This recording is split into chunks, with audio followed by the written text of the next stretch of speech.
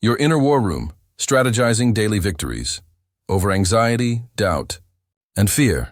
It's a full audiobook will learn how to transform your mind into a command center for courage, where you can anticipate your mental enemies, deploy proven tactics, and win the internal battle before it even begins. This is not a meditation. This is a declaration of war.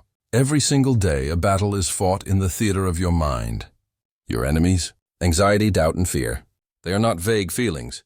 They are tactical opponents that ambush your focus, sabotage your decisions, and lay siege to your potential. You have been fighting them on their terms, reacting to their attacks.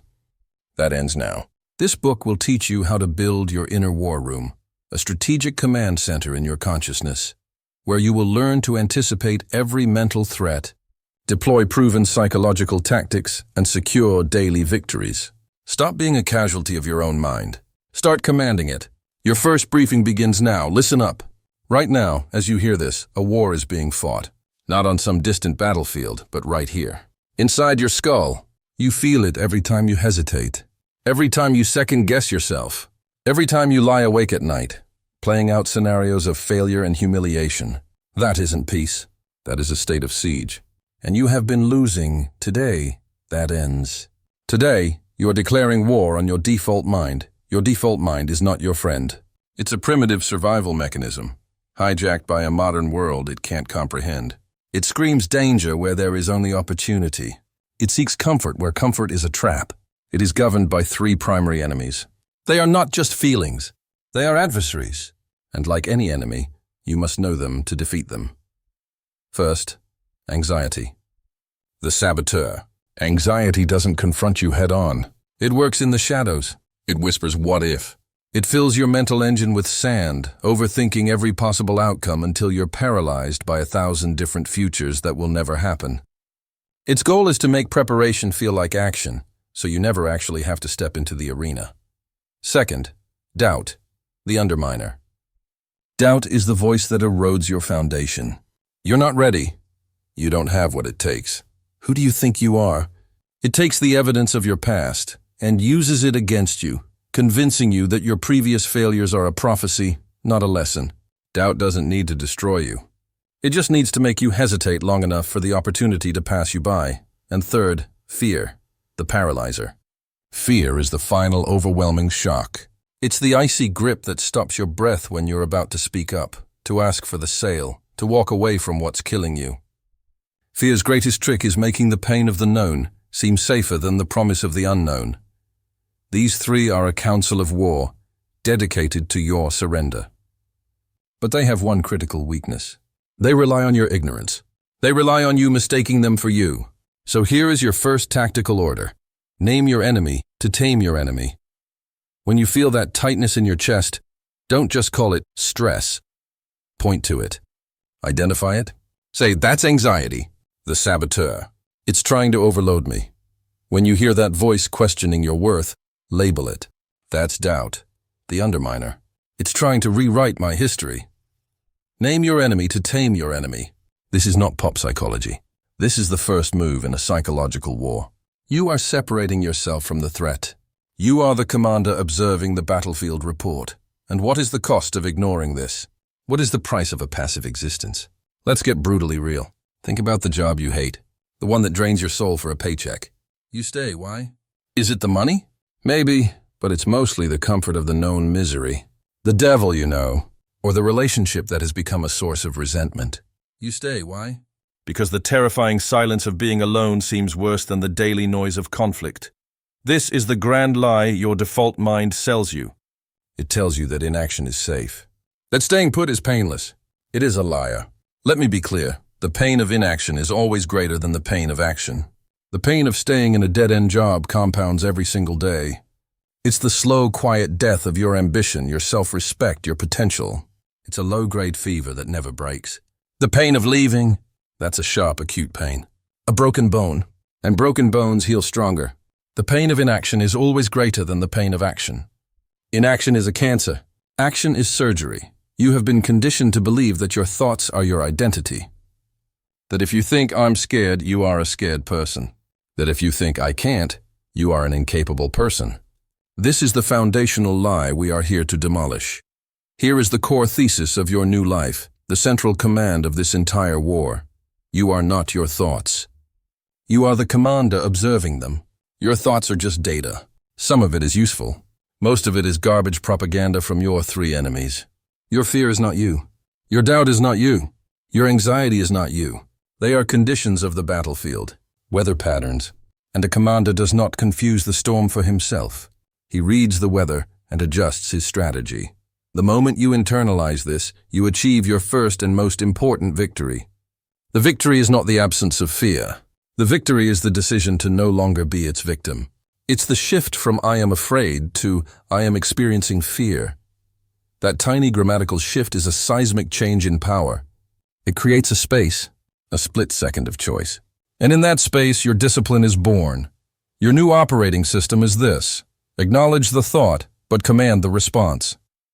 Anxiety screams 1,000 what ifs. Acknowledge the thought, but command the response. Say, I hear you. Now what is the one single tangible step I can take right now? Doubt whispers that you're not good enough? Acknowledge the thought, but command the response. Say, noted. Now I am going to practice for 1 hour. I'm going to study for 1 hour. I'm going to prove you wrong with action. Fear tries to freeze you as you walk to the podium. Acknowledge the thought, but command the response. Take a deep breath, feel the fear coursing through you, and step onto the stage anyway. Acknowledge the thought, but command the response. This is the mantra of the commander. This is the discipline of war. You have declared war. You have identified the enemies. You have learned the first crucial rule of engagement. You are no longer a passive participant in your own mind. You are the commander. And a commander's first duty is to control the flow of information, to stop the leaks, to enforce radio silence. You've taken command of your mind. Now you must master the environment that shapes it. You're in a meeting. Someone dismisses your idea. Not just dismisses it, they mock it. And the heat flashes up your neck. Your jaw tightens. The words are right there, coiled on your tongue, ready to strike back, to defend, to wound. Stop, right there. In that exact moment, that split second between the trigger and your reaction, that is the entire battlefield. That is where your life is won or lost. And most people are losing, badly. They're prisoners in their own minds, puppets jerked around by every external event. Not you, not anymore. Today you stop being a puppet. Today you become an architect. You are going to build a fortress inside your own mind. You are going to construct your inner war room, let's be clear. This isn't a physical space. This is a mental construct. It's the ultimate control room for the campaign of your life. It's the sacred space between what happens to you and how you respond. Most people live their entire lives without knowing this space exists. They go straight from stimulus to reaction, like a dog barking at a mailman. You are not most people. Your power doesn't come from lashing out. It comes from the disciplined pause. Your power resides in that space. And to access it, you must build it with intention. The first and most critical rule is this: create the space, win the race. Think about it. The race isn't to get the last word in. The race is to get the right outcome. The race is to maintain your power, your credibility, your momentum. When you react instantly, from pure emotion, you hand all your power over to the other person. You're letting them remote control your behavior. That ends now. Your new mantra, your new law: create the space, win the race. It's not about suppressing emotion. It's about installing a filter between feeling and action. Create the space, win the race. So how do you build this war room? You don't just hope it appears. You engineer it. Let's do a step-by-step mental visualization. Close your eyes if you need to. First, you need silence. In your mind, you walk away from the noise. You find a heavy, soundproof door. You open it, and you step through, closing it behind you. The chaos of the outside world is gone, muffled, irrelevant. Inside, it is quiet, still. This is your sanctuary of objectivity. In the center of this room is a single, comfortable chair. The commander's chair. This isn't a throne for your ego. It's a station for your intellect. You sit down. In front of you is a bank of blank screens. They are dark, waiting. These are your data screens. They are not for displaying your anger, your fear, your insecurity. Those are just input signals. Right now, the screens are blank. This is the state of pure potential. This is the pause. This is the space you have created.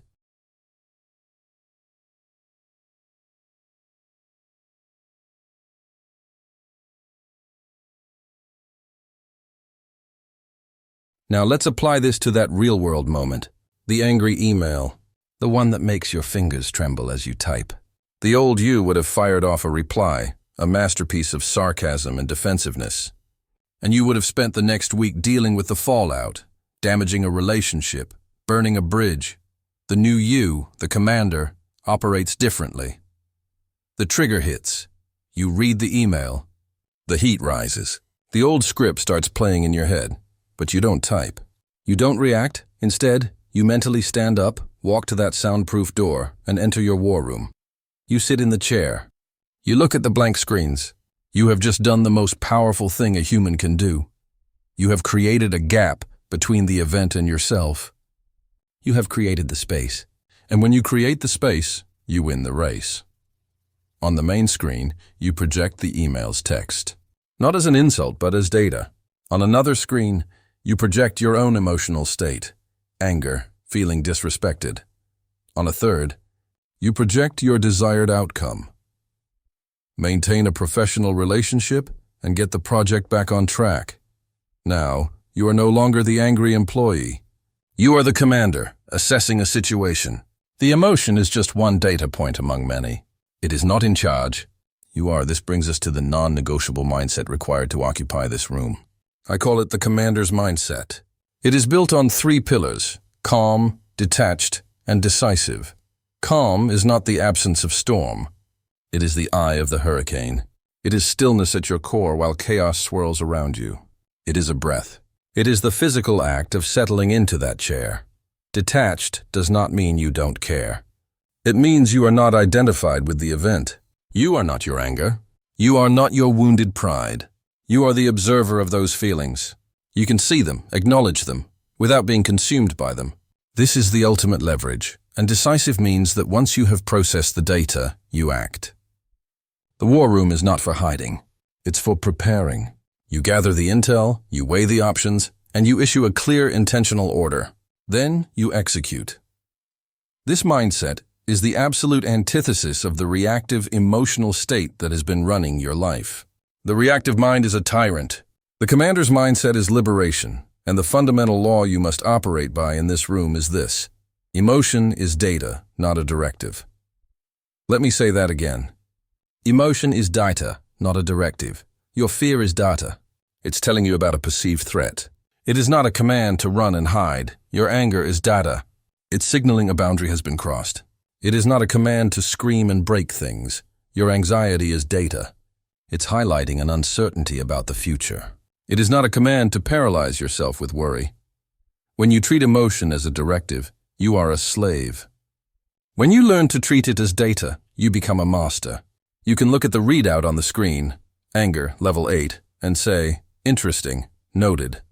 And then you turn to the other data points, logic, strategy, your long-term mission. Emotion is data, not a directive. This is the mantra that will rewire your nervous system. The war room is where you reclaim your sovereignty. It's where you stop being a victim of circumstance and start being the author of your response. Every time you feel that surge, that trigger, that impulse to lash out or shut down, your mission is to hear the alarm. And instead of running toward the fire, you turn and walk, with discipline, to your war room. You sit in the chair. You look at the blank screens, and you remember, create the space, win the race. You analyze the situation not with a wounded heart, but with a calm, detached, and decisive mind. Because emotion is data, not a directive, you have now laid the foundation. You have the blueprints for your inner fortress. But a commander is nothing without a clear mission. You've built the control room. Now you need a battle plan. It's time to define the enemy and the prize. You've met the enemy. You've seen their faces. Now it's time to do what every great general, every successful strategist has always done before engaging the enemy. You gather intelligence. You don't just rush onto the battlefield blind. That's how you get slaughtered. That's how you've been getting slaughtered your whole life. Charging into your days with no recon, no map, no understanding of the terrain. You get ambushed by a wave of anger, a flood of anxiety, a pit of despair, and you have no idea where it came from. You're a casualty of a war you don't even know you're fighting. Well, that ends now. This chapter is your boot camp for tactical awareness. We are moving you from being a reactive victim of your triggers to becoming the commander who anticipates them. This isn't about vague self-reflection. This is a military operation. And your first mission is to map every single landmine in your head. Know your battlefield or become its casualty.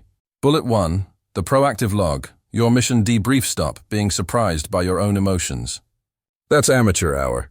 The professional, the person who is serious about winning this war, operates from a position of knowledge.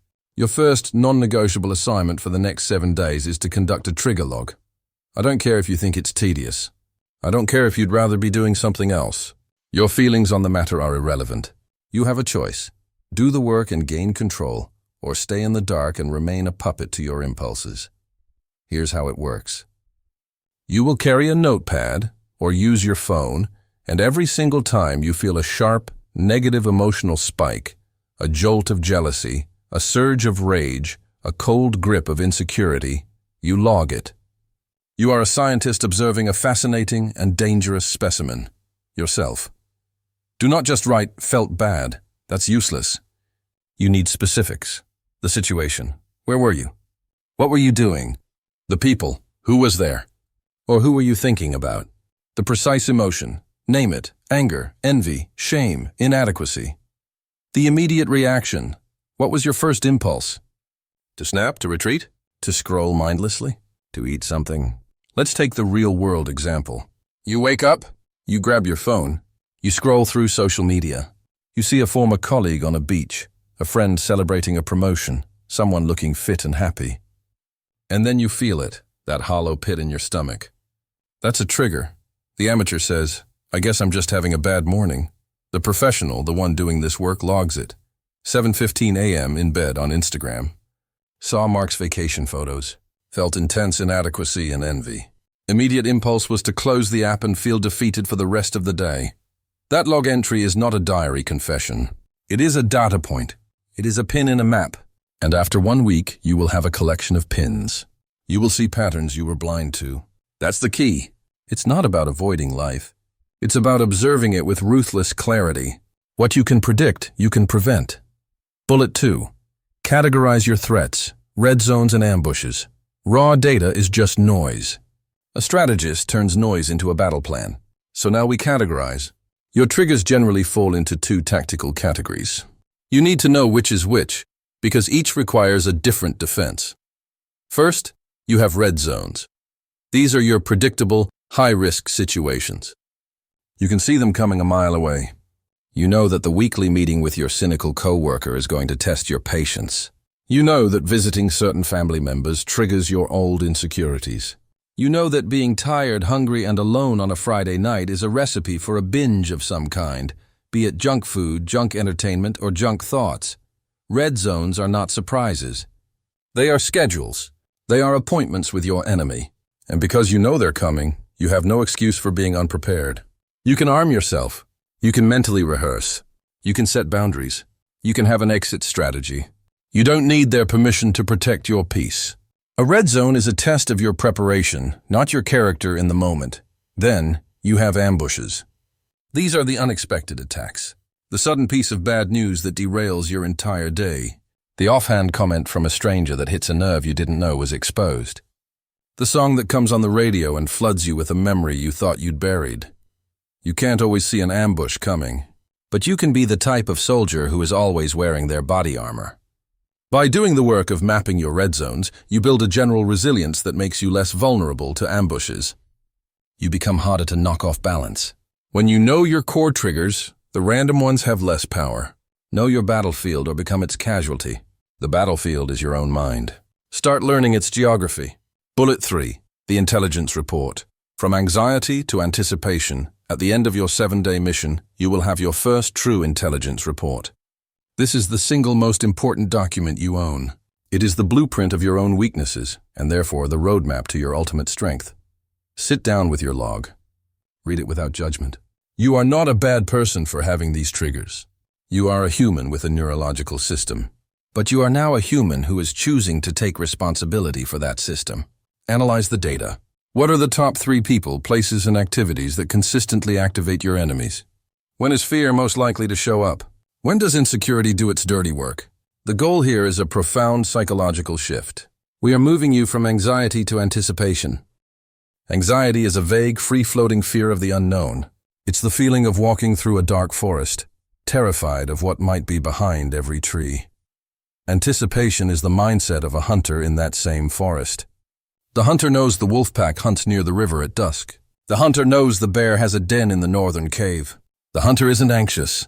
He is alert, prepared, and respectful of the dangers because he has studied them. When you know your weekly meeting is a red zone for your anger, you don't go in anxious. You go in anticipating the specific comments that might trigger you. You have a plan for how you will breathe, how you will respond, what you will say. You have turned the trigger from a surprise attack into a predictable event. What you can predict, you can prevent. This is the ultimate power of this chapter. It's not about eliminating triggers. That's a fantasy. It's about stripping them of their power to shock you. It's about seeing the wave coming, bracing for impact, and knowing you've built a seawall. You are no longer the victim of your environment. You are the strategist of your inner world. Conclusion and transition. You have now moved from identifying the enemy to mapping the territory they occupy. This is the end of living by surprise. From now on, you operate from intelligence. You know your triggers. You've categorized them. You've turned anxiety into cold, hard anticipation. But intelligence is useless without the discipline to act on it. And the most powerful, most underestimated discipline of all is the one that happens not in the world, but in the space between your ears. You've mastered the map. Now you must master the silence within. Coming up next, Chapter 4, The Discipline of Silence. Listen up. The philosophy is set. You know the enemy is internal. You've accepted the weight of your choice. Now we move from the lecture hall to the battlefield. Your mind is the battlefield. And right now, it's a messy, chaotic place the second a trigger hits. An email from your boss. A critical comment. A looming deadline. Your heart hammers. Your vision tunnels. Your thoughts start to spiral. This is the moment of truth. This is where weak men die. They get hijacked by the physiology of panic, and they become slaves to the reaction. Not you, not anymore. Starting today, you are no longer a passenger in your own body. You are the pilot. And this chapter is your flight manual for immediate, tactical neutralization. We are not talking about long-term therapy. We are not talking about deep introspection. We are talking about weapons. Right here, right now. In the space between the trigger and your response. You have a choice. And these tactics are how you enforce it. First, your primary weapon, the tactical breath. When the amygdala hijack begins, your body is flooding with cortisol and adrenaline. Your breathing becomes shallow and rapid. It's a biological cascade designed for a primal threat. But you're not facing a saber-toothed tiger. You're facing a spreadsheet. So, you must override the system. You do this with a specific, non-negotiable pattern. The 4-7-8 breath. Inhale through your nose for a count of 4. Hold that breath, lungs full, for a count of 7. Then, exhale slowly and completely through your mouth for a count of 8. Do this 4 times. This is not wellness advice. This is a physiological override. The extended exhale stimulates the vagus nerve, your body's built-in brake pedal. It forces your heart rate to drop. It signals the primal brain that the emergency is over. You are manually shutting down the panic response. Do not wait until you're in full-blown panic to use this. The moment you feel the first jolt, the first twinge of anxiety, that's your cue. Your hands get a little cold? Initiate the sequence. Your stomach clenches? Initiate the sequence. This is your drill. Control the breath, command the body. It's that simple. Control the breath, command the body. You don't need permission to breathe. You just need the discipline to do it correctly. Brief pause. But controlling the body is only half the fight. The other half is the chaos in your head, the swirling, screaming voice of doubt, fear, and anxiety. You can't fight a ghost, so we make it solid. We give it a name. This is your second weapon, the label. The moment the emotional storm hits, you verbally, or at least mentally, state what it is.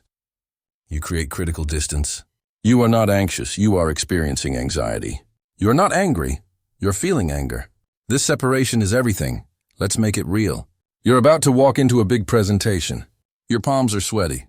You've used the tactical breath. Good.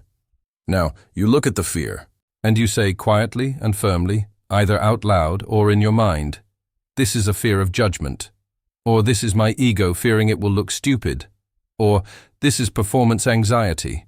Watch what happens." The moment you label it, you rob it of its amorphous, overwhelming power. It's no longer a universe-ending feeling. It's a specific, identifiable psychological phenomenon. You have just turned a monster in the dark into a specimen under a microscope. You are the scientist, and it is the subject. You have a choice, to be consumed by the feeling or to objectively identify it. That's the key. Name it to tame it. Now you've controlled the body. You've labeled the emotion. You're back in the cockpit. But the situation is still live. The email still needs a reply. The presentation still needs to be given. The conversation still needs to be had. This is where most people freeze. They've calmed down, but they're paralyzed by a dozen different potential next steps. They're stuck in the loop, so we introduce the third and final weapon for today, the OUDA loop. OUDA. Observe, orient, decide, act. This is a combat-tested framework for decision-making under extreme pressure. It's how fighter pilots survive dogfights. And your life is a series of psychological dogfights. Step 1. Observe. This is pure, sterile data collection. What is actually happening? Not what you feel. What is the fact? The fact is, my boss sent an email with a question mark. The story is, my boss is questioning my competence and is probably furious. Your job is to observe the fact and discard the story. Observe, don't absorb. Take in the raw data and nothing more. Step 2. Orient. This is where you analyze the data using your new clarity. You place it in context. You've labeled your emotion as fear of authority, so you can now see the email for what it is, a request for information. You orient yourself to the reality of the situation, not the nightmare your amygdala fabricated. Step 3. Decide. Based on your sterile observation and clear orientation, you choose a single course of action. Not the perfect one, a functional one. I will draft a calm, factual reply with the data he requested. 1 decision. Commit. Step 4. Act. You execute, immediately, without second guessing. You send the email. You walk into the room. You make the call. The power of the OUDA loop is in its speed and cyclical nature. You observe, orient, decide, act. Then, you immediately go back to observe to see the results of your action, and you run the loop again. You stay in motion. Freezing is death. Motion is life. Observe, don't absorb the emotion. Process it, and act.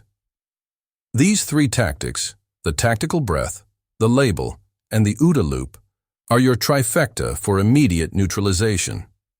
This is your emergency drill. Practice it when you're calm, so it's automatic when you're under fire. Control the breath, command the body. Name the emotion, rob it of its power. Observe, don't absorb, and get into motion. You have now been armed. The trigger will be pulled. It's not a matter of if, but when. Your job is to be ready, to choose discipline over default, to respond, not react. You don't need their permission to be calm. You just need the discipline to use the tools. You've mastered the in-the-moment response. You've neutralized the immediate threat. But a true warrior doesn't just win the battle. He controls the entire theater of war, and that begins with the most powerful and most neglected force at your disposal. Let's get one thing straight. You are not stuck because you're incapable. You're not failing because you lack talent. You're standing still for one reason, and one reason only. You are negotiating with a terrorist. And that terrorist's name is fear. You sit down at the negotiation table every single day. He shows up, puts his feet up on your desk, and lays out his demands. Don't send that email, he whispers. Don't ask for that raise. Don't start that business. Don't approach that person. And what do? You listen. You offer him compromises. Okay, you say, I won't do it today. I'll wait until I feel more confident. I'll do it tomorrow. But tomorrow he's back, with the same demands. And you keep negotiating. It ends now. This chapter is about ripping up the negotiation table. It's about seeing fear for what it truly is, and understanding that the only way to win is to refuse to play its game. Bullet 1.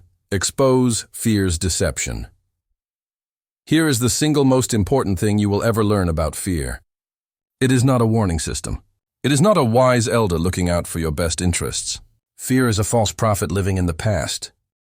It feels so real, so visceral, that tightening in your chest, the knot in your stomach. You interpret those signals as a prediction of future pain. If I do this, I will fail. I will be humiliated. I will be rejected. But that's the deception. That feeling isn't a premonition. It's a memory. It's your body and mind replaying an old tape, a moment from your past where you felt pain.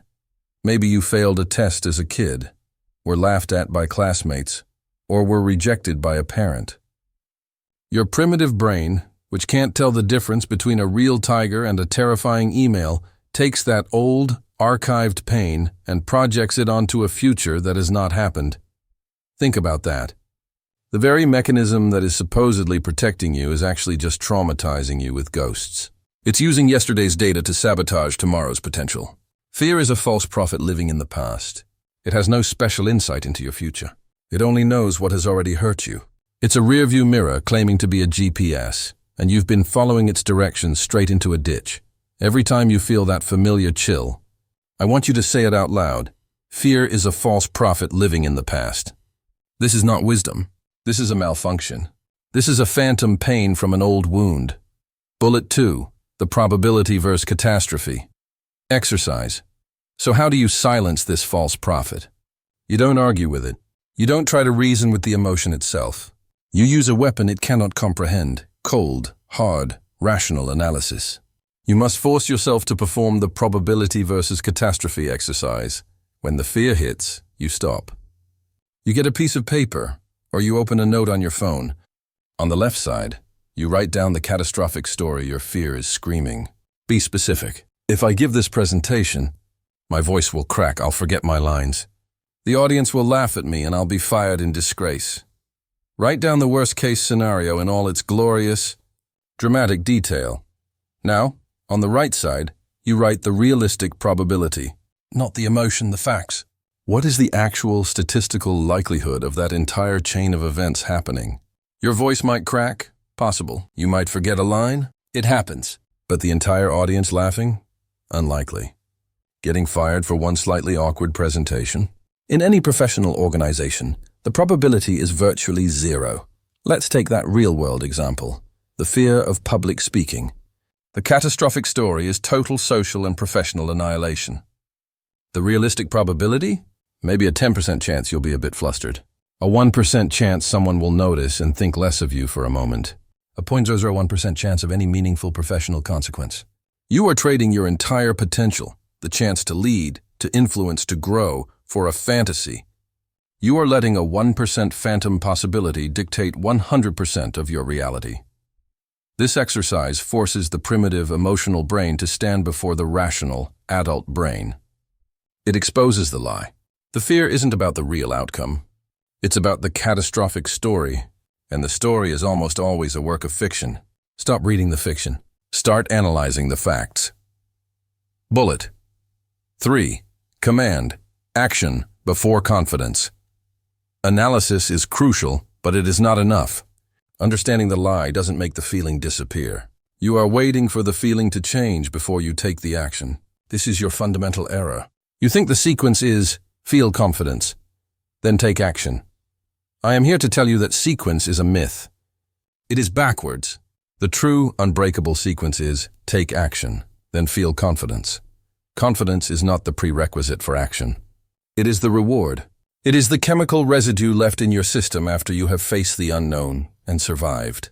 You will not feel confident before you walk on stage. You will feel confident after you've walked off it, having delivered your talk. You will not feel confident before you ask for the sale.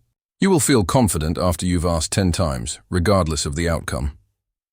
Waiting for confidence is like waiting for a car's engine to make the sound of moving before you put it in drive. It doesn't work that way. The movement creates the sound. The action creates the confidence. So what's the answer? It's simple, but it's not easy. You must move first. You must act while you are still afraid. You must send the email with shaky hands. You must make the call with a dry mouth. You must take the first step even when every fiber of your being is screaming to turn back. Action is the antidote to fear. Period. There is no other way. There is no secret meditation, no perfect mantra that will erase it. The only way out is through. The only way to kill the fear is to do the very thing it is telling you not to do. Action is the antidote to fear. Period. It proves to your body, to your mind, and to that false prophet in your head that you are the one in control. that you are stronger than the memory, that the future is not the past. You have a choice. You can continue to sit at the negotiation table, making deals with a liar who will never uphold his end of the bargain. Or you can stand up, rip the table in two, and walk through the wall of fire. It will be hot. It will be uncomfortable. But on the other side is the person you are meant to be. You've mastered the discipline of confronting your fear. Now let's master the discipline of controlling your most powerful tool. Listen up. You've built the war room. You've identified the enemy's voice. You've started to take their weapons. But without a system, without a relentless, repeating pattern of action, you will falter. Motivation is a flare that burns out. Discipline is the sun that rises every single day without fail. Your discipline needs a vehicle. It needs a structure. That structure is your daily battle rhythm. This is not a gentle suggestion. This is not a when you feel like it hobby. This is the operational tempo of a mind at war and winning. This is the non-negotiable machinery of your new life. Without it, you are a soldier without a patrol route, blind to ambushes, vulnerable to every single attack. Your rhythm is your predictability against the chaos. Your rhythm is your control. You have a choice. You can let the day happen to you, a reactive mess of distractions and enemy counteroffensives, or you can command the day. You can impose your will upon it. The difference between those two outcomes is nothing more than the discipline of a simple, repeatable rhythm. That's the key. Let's build it. First, you will design a non-negotiable morning battle briefing, 5 minutes. That's all. Before you check your phone, before you dive into the noise of the world, you will claim 5 minutes of silent, focused command. This is not about waking up gently. This is about seizing the initiative.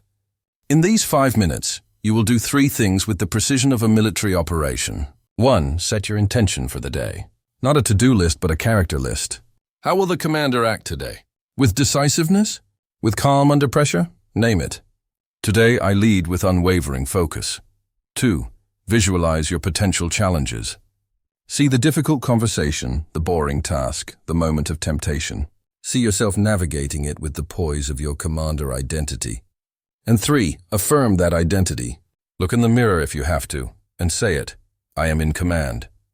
My mind is my weapon, and it is aimed at my mission. Real-world example. A CEO knows she has to fire a long-time underperformer today. The enemy's voice is already whispering, "You're a monster." Avoid it. Delay it. In her morning battle briefing, she sets her intention, clarity and compassion, but unwavering in my duty. She visualizes the conversation, the initial shock, the tough questions, her own calm, firm responses. She affirms, I am the leader this company needs. I make the hard decisions my people cannot. She doesn't go into that meeting reactive.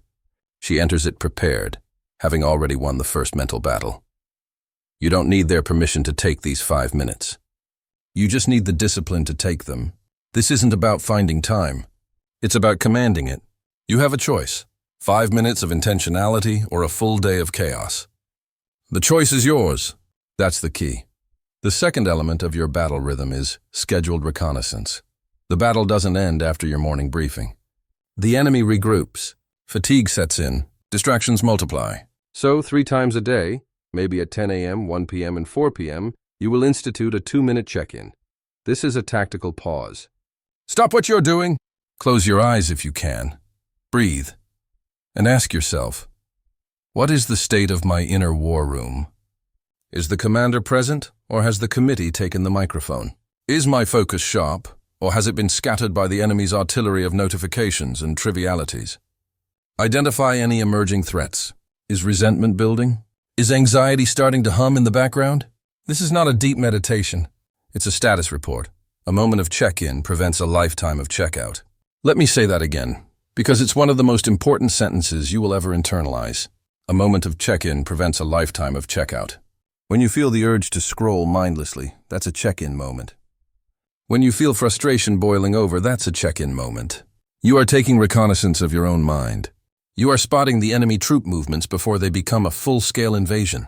This is the discipline of situational awareness applied to your own consciousness. It's not about feeling good, it's about staying in command. The reconnaissance check-in is a neutral tactical tool. You are gathering data. The data is, the enemy is launching a fear-based attack in Sector 3, my inbox. Now you know. Now you can respond instead of react. Finally, you will institute an evening after action review. This is where most people fail. They either beat themselves up for their mistakes, or they numb out with entertainment until they pass out. Both are victories for the enemy. Your way is different. Your way is analytical. Your way is the commander's way. Take 5 minutes before bed. Review the day's mental battles. But here is the rule, and this is non-negotiable. Focus on lessons learned, not on self-criticism. The enemy wants you to wallow in guilt. The commander learns from the intel. So you ask one powerful reframing question. What did the enemy teach me today? Did you snap at a colleague? The enemy taught you that your patience has a specific breaking point under stress. Good. Now you know where to reinforce your defenses. Did you procrastinate on a key project? The enemy taught you that a vague mission statement is vulnerable to his attacks of ambiguity. Good. Tomorrow, your mission statement will be crystal clear. What did the enemy teach me today? This question transforms your failures into your most valuable intelligence. Every stumble is a data point. Every lapse in judgment is a map of a weakness in your perimeter. This is not forgiveness. This is something far more powerful. This is strategic utilization. You are using the enemy's own attacks to strengthen your fortress. Your daily battle rhythm, briefing, reconnaissance, review, is the engine of your transformation.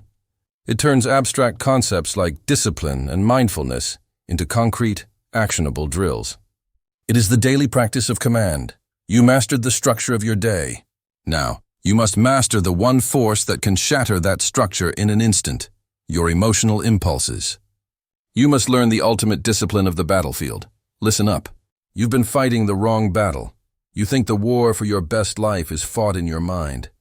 In those moments of temptation, when the snooze button glows, when the junk food calls, when the distraction beckons, you grit your teeth, you summon your willpower, and you try to resist, and you fail, again, and you call yourself weak. You blame your lack of discipline. Stop it. That's a sucker's game. You are trying to win a war with a pea shooter against a fortress. The real fortress isn't your mind. It's the world around you, your environment, and right now, unless you've taken conscious control of it, it's designed for your defeat. Welcome to the real battlefield. Chapter 7. Weaponize your environment for victory. Let's start with a fundamental truth you must accept, right now. Willpower is not a virtue. It's a finite resource. It's like the battery on your phone. You wake up with 100%. Every decision you make, what to wear, what to eat, how to respond to a stupid email, drains it. By the time you face a real challenge, you're running on 5%, and that's when you break. You think a warrior relies on a dying battery to win? No. A commander doesn't hope his soldiers are feeling strong that day.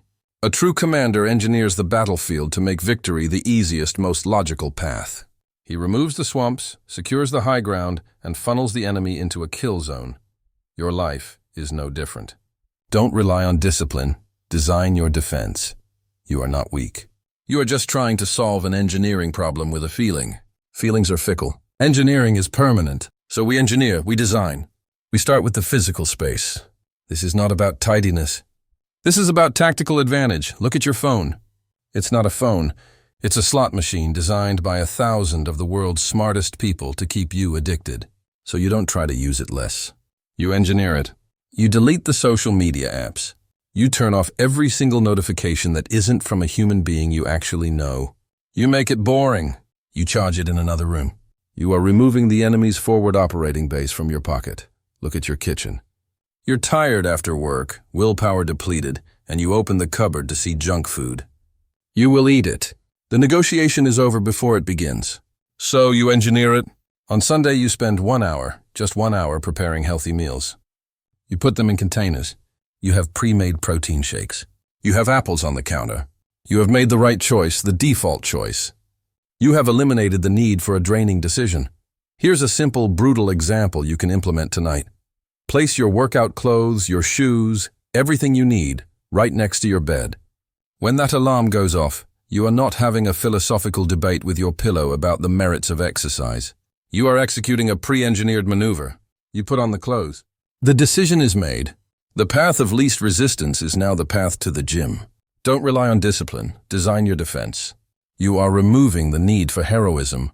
by building a system that makes heroism incidental. But the environment isn't just bricks, apps, and food. It's people. This is where most of you falter. You're sentimental. You think loyalty means tolerating poison. You need to conduct a ruthless audit of your social circle. I call them allies and saboteurs. Your allies are the ones who ask you the tough questions. They celebrate your discipline, not just your results. When you tell them your goal, they say, "Hell yes." What's your plan? How can I help? They are the sandbags on your fortress, deflecting the incoming fire. Your saboteurs are more subtle. They're the friends who mock your ambition. "Oh, look who's too good for fast food now."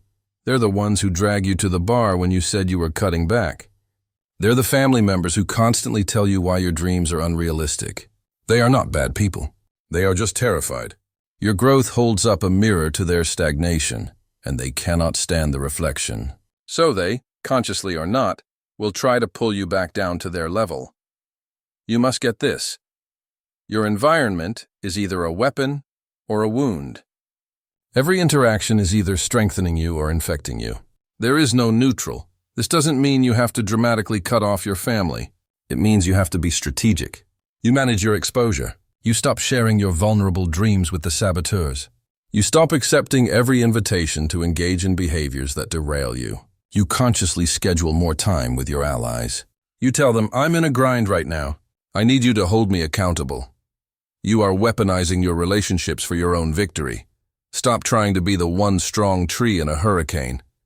It's exhausting and ultimately futile. Your job is to calm the winds and fortify the soil. Engineer your digital space to eliminate temptation. Engineer your physical space to promote effortless good decisions. Engineer your social space to be a source of strength, not drain. Don't rely on discipline. Design your defense. Every object in your home, every app on your phone, every person you consistently spend time with, they are all either part of your defense system or they are a breach in your walls. You are the commander of this fortress. It is your duty to patch the breaches and arm the ramparts. Stop fighting yourself. Start designing your world. Because your environment is either a weapon or a wound. The choice is yours. You fortified your surroundings. Now you must fortify your mind against the most dangerous enemy of all, the voice of doubt. You feel it. That low hum in the back of your mind. The whisper that says, "You're not ready." The cold doubt that asks, "Who do you think you are?" You've met your fear. You've looked it in the eye. But this is different. This is the insidious enemy that doesn't scream, it corrodes. It doesn't block your path, it convinces you there is no path to begin with. This is doubt. And you are in a war of attrition against it. An attrition war isn't won with one glorious, heroic charge. It's won through grinding, daily, unsexy tactics. It's won by outlasting the enemy, by starving it, by proving it wrong so many times that it simply has no more ammunition left to fire. Your mind, in its misguided attempt to protect you, demands proof of your capability. Your job is to give it that proof. Not with grand speeches, but with cold, hard, undeniable evidence. Let's start with the evidence. Your mind is a biased courtroom. It presents the case against you with flawless, brutal logic, citing every past failure, every moment you quit, every time you fell short. And you, without even realizing it, accept this as the entire truth. This stops now. From this moment forward, you are not just the defendant. You are the judge, the jury, and the court reporter. And you are about to introduce new evidence. You will start a win log. This is not a diary. This is a legal document in the case for your own competence.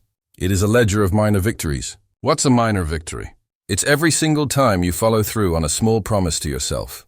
Did you get out of bed the second the alarm went off, despite every fiber of your being wanting to hit snooze? That's a win. Log it. October 12th. Woke up on first alarm. Did you finish that report you've been putting off instead of scrolling on your phone? That's a win. Log it. October 12th. Finished quarterly report before deadline. Did you drink water instead of soda? Go for a 10-minute walk? Read 5 pages of a book? Log it. Log it all. Why? Because your doubting mind has a vast, detailed archive of your failures. You are building a competing archive of your successes. You are redefining what proof means. You don't need proof that you can run a marathon tomorrow. You need proof that you can run a single mile today. That's the key. The proof is in the process. The proof is in the tiny, incremental acts of showing up for yourself. You have a choice. You can listen to the curated museum of your past failures, or you can build a living, breathing monument to your daily discipline. Choose the monument, but evidence alone isn't enough. You must also learn the art of mental combat. You must master cognitive reframing. This is a $5 term for a brutally simple concept. You must actively challenge and rewrite the narrative of doubt. Your doubt tells a story. It says, "This project is too big, I can't handle this." Your job is to grab the pen and rewrite that sentence. "This project is a challenge I am prepared to meet." Your doubt screams, "I'm going to fail, and everyone will see."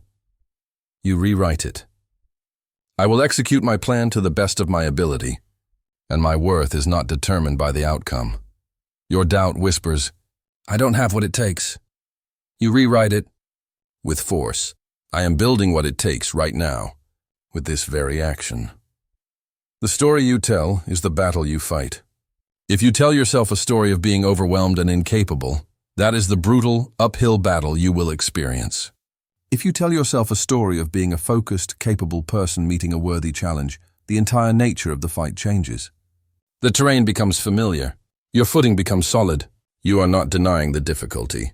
You are changing your relationship to it. You are shifting from a victim of circumstance to a general assessing the battlefield. The story you tell is the battle you fight. Remember that. Write it down. It is not a platitude. It is a strategic command. This entire process, the win log, the cognitive reframing, is about one thing, and one thing only: building self-trust.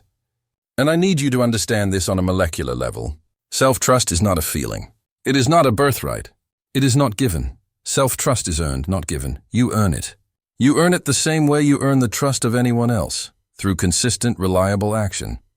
If you had a friend who constantly flaked on you, who broke every promise, who said they'd be there at 8 and showed up at 10, or not at all, you would stop trusting them. Your word would mean nothing to them. So why do you think it's any different with yourself? Every time you tell yourself you're going to the gym and you don't go, you are that flaky friend. Every time you promise yourself you'll start that diet tomorrow and you order takeout, you break a contract. Every time you set a deadline and blow past it without consequence, you are proving to yourself that your own word is worthless. Self-trust is earned, not given. It is built brick by brick through consistent, small acts of integrity with yourself.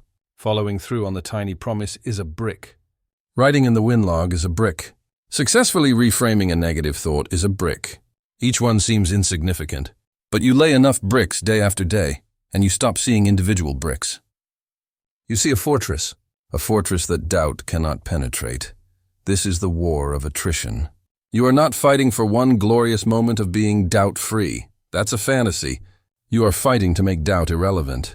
You are building a self so solid, a track record so impeccable, a narrative so powerful, that when doubt speaks, it's just background noise. It's the faint echo of a person you used to be. You have the evidence. You control the story. You are earning your own trust, one disciplined choice at a time. You have a choice. Choose to build. Choose to fight. Choose to win. You've armed yourself against the internal enemy of doubt. You've learned that the battle is won not in a single blow, but through the relentless accumulation of proof and integrity. But there's another force, just as powerful, that can sabotage everything you're building. It's not an internal voice. It's an external one. It's the voice of the world, of other people, of the constant screaming noise. To master your environment, you must first master your response to it. You must learn to wield a weapon of immense power, your own silence. You feel it, don't you? That gap, the chasm between what you say you're going to do and what you actually do. You declare war on distraction, and within an hour you're scrolling. You vow to stay calm under pressure, and the first email that hits your inbox sends your heart into your throat. You're trying to act like a commander, but you're still thinking like a victim of your feelings, your circumstances, your own rattled mind. This ends now. The bridge across that chasm isn't another tactic, another app, another life hack. It's identity. You are not here to act like a commander. You are here to be one. This is the fundamental shift. This is the forge where an unshakable life is hammered into existence. You must be before you can do, and do before you can have. Let's break that down because it's the key to everything. You must be before you can do and do before you can have. Most people have it backwards. They think, if I have a better job, then I can do more impressive work, and then I will be successful. That's the lie. It's fragile. It places your identity in the hands of external events. The truth? You must first be the person of discipline. Then you will naturally do the disciplined things. And as a result, you will have the results that a disciplined person earns. You must be before you can do and do before you can have. That's not a motivational poster. That's the operating system for a commander. This means you stop identifying with your weaknesses. You are not a person who gets anxious. That's a label you've accepted, and it's become a cage. A commander of their own mind gets anxious, sure. They feel the same pulse of adrenaline. But they manage it. They use it. The anxiety doesn't define them. Their response to it does. So who are you? Are you anxious Alex, or are you Commander Alex? You get to choose the label. You get to choose the identity. And that choice dictates every single action that follows. You must be before you can do. This is where theory meets the pavement of your daily life. We operationalize this through identity-based habits. Stop asking the weak, flailing question, what do I want to achieve today? That question is about a finish line, and once you cross it, you stop. Instead, you will ask yourself all day, every day, what would a commander of their own mind do in this situation? That question is a weapon. It's a sword that cuts through procrastination, fear, and laziness. Let's make it real. You're at your desk. You have a difficult report to write. The old you, the person who gets distracted, would feel the resistance. They'd think, I don't want to do this. It's hard. I'll just check my messages for a second. And down the rabbit hole they go. But you are a commander. You feel the same resistance. It's there. But you ask the key question, what would a commander do? The answer is immediate and clear. A commander would finish the core of the report before allowing themselves to browse the web. Not because they have to. Not because their boss is watching, but because that is who they are. A commander does the essential thing first. Period. See the difference? One is a struggle against a temporary goal. The other is a simple act of integrity with your own chosen identity. Doing the report isn't a chore. It's an affirmation. It's you telling yourself, yes, I am who I say I am. Every time you act in accordance with this new identity, you pour concrete into its foundation. It gets stronger. It becomes less of a choice and more of a default. That's the key. But you can't just wait for the moment of crisis to put on this new identity like a cheap costume. It has to be worn in, familiar, comfortable. This is where we build the neural pathways before we need them. This is where we win the battle before it even begins. Through a practice I call identity rehearsal. Every morning before the world gets its claws into you, you will take 5 minutes. Close your eyes, and you will rehearse. You will visualize the upcoming challenges of your day not as yourself, but as your commander self. See the difficult conversation with a colleague, but don't see yourself getting flustered. See yourself as the commander, calm, listening, choosing words with precision, unshaken by emotional turbulence. See the moment of temptation to slack off, but don't see yourself giving in. See yourself choosing the focused action, effortlessly, because that's what you do. See the victory, be the victor. This is not daydreaming. This is active programming. You are installing the software of your new self. You are carving the grooves in your brain so that when the situation arises, your mind already knows the path to take. See the victory, be the victor. You are not hoping to become disciplined. You are in that moment embodying discipline. You are rehearsing the feeling of being unshakable, so the real thing feels like a homecoming, not a shock. This is the work. This is the forge. It's hot. It's demanding. It requires you to murder the pathetic, reactive identity you've carried for so long. But on the other side is a self that cannot be broken by a negative comment, derailed by a bad day, or seduced by an easy distraction. You are building a citadel of the self. Brick by disciplined brick, you have a choice. You can continue to be a collection of reactions, or you can become the cause, the commander, the unshakable core. The identity is yours to claim. You forged the inner citadel. You are now the commander. But a true leader knows that power isn't just about action. It's about strategic silence. It's about controlling what you give away. Now let's talk about the true currency of your life. Silence, stillness, peace. It feels strange, doesn't it? After the noise, after the battles, after the constant grinding work of building your discipline. This quiet, it can feel unsettling. like you're waiting for the other shoe to drop. You've spent so long in the trenches of your own mind, fighting for every inch of ground, that this calm feels like a trap. It's not a trap. It's the prize, but this is where most people fail. They win the war, and then they lose the peace. They get a taste of clarity, of control, of sovereignty, and they think the work is done. They disband the army. They leave the gates unguarded. And before they know it, the old chaos, the old weakness, the old excuses have crept back in and taken everything back. That ends now. Your new mission is not just to win the war. It is to lead the peace you have won, permanently. Darrow 30, 3 hours. From wartime to peacetime. Mindset, you built a war room inside your skull. You mapped the enemy's movements, your procrastination, your fear, your need for approval. You sent your discipline on missions and it came back victorious. But now the battlefield is quiet. The urgent alarms have stopped blaring. This is the transition from a soldier to a sovereign. A soldier's job is to fight. A sovereign's job is to govern, to maintain, to build upon the victory. This does not mean you become soft. It means your strength changes its expression. It's no longer about the aggressive forward assault. It's about the unwavering quiet defense. It's about the daily, non-negotiable routines that maintain the borders of your new kingdom. It's the 5 a.m. wake-up, not because you're fighting a demon of laziness, but because that's what a ruler does. It's saying no to the trivial, not as a battle of willpower, but as a simple, sovereign decree.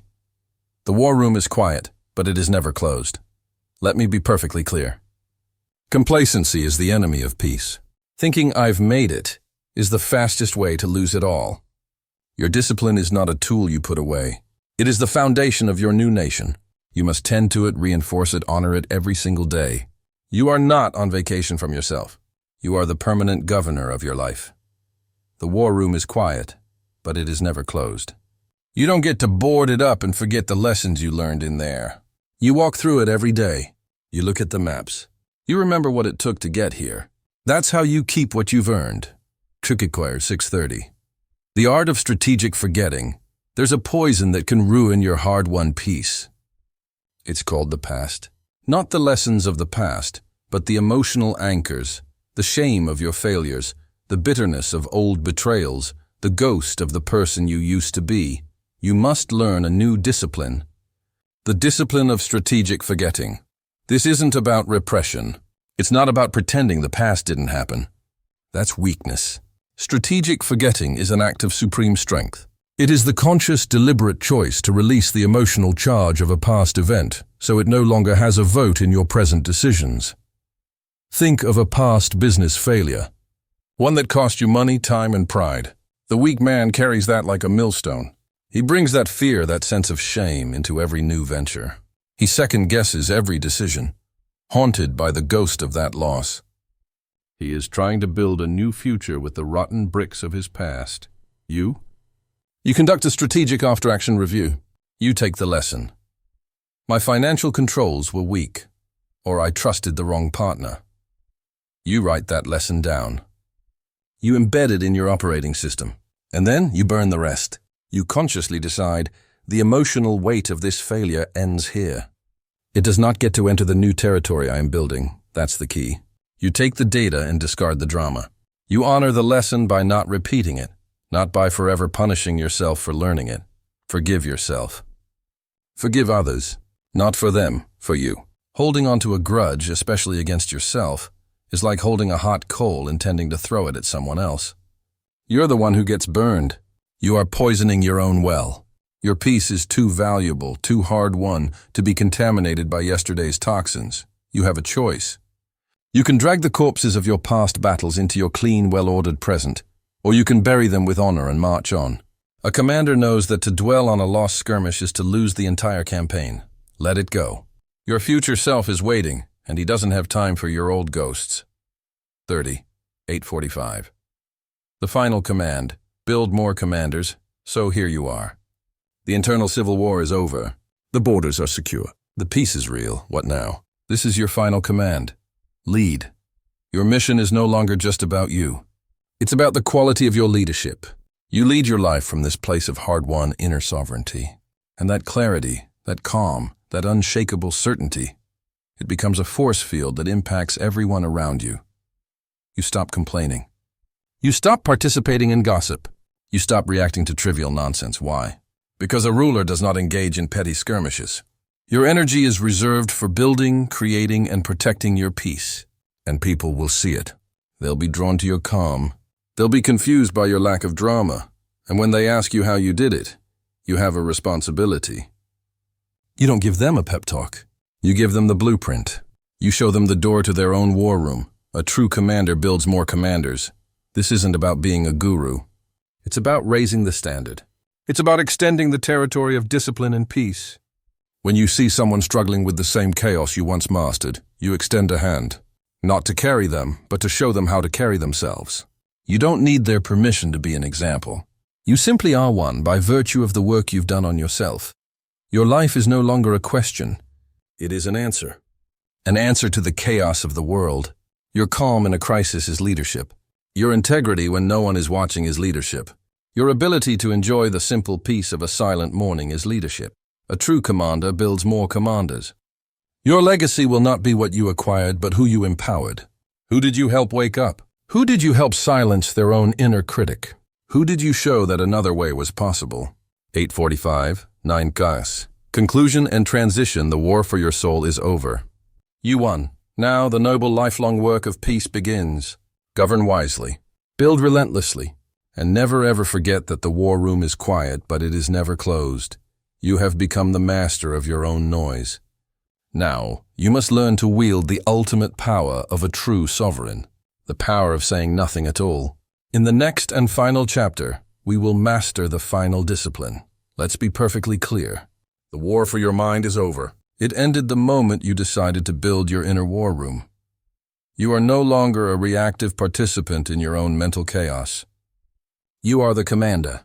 You have the intelligence on your triggers. You have the tactics for immediate neutralization. You have a battle rhythm that fortifies you daily. You have an environment weaponized for your success. You have an identity that is unshakable. Anxiety is now just data. Doubt is a lie you no longer believe. Fear is a signal you acknowledge and move through. The battlefield is quiet because you have won the war. But this victory is not a one-time event. It is a daily practice. It is a permanent posture. So here is your final order, your final directive. Tomorrow morning, when you wake up, you will not ask yourself how you feel. You will go to your war room, you will assess the landscape, and you will command your day. The enemy is predictable. You are prepared. Now go and command.